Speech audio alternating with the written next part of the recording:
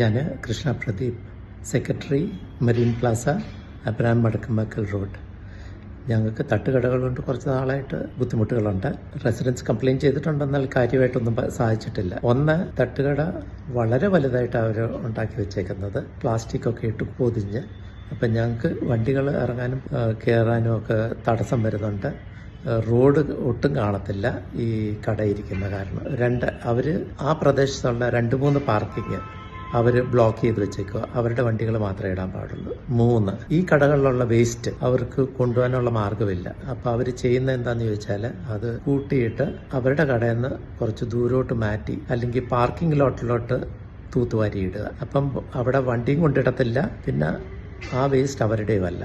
4, ഈ തട്ടുകടകളിൽ photo copy വെച്ചിട്ടുണ്ട് അവരുടെ ലൈസൻസിന്റെ. എന്നാലും ആ ലൈസൻസിന്റെ ആള് അവിടെങ്ങും ഇല്ല. ആ ലൈസൻസിന്റെ ആള് വേറെ ആളെ ഏൽപ്പിച്ചിരിക്കുക നടത്താൻ.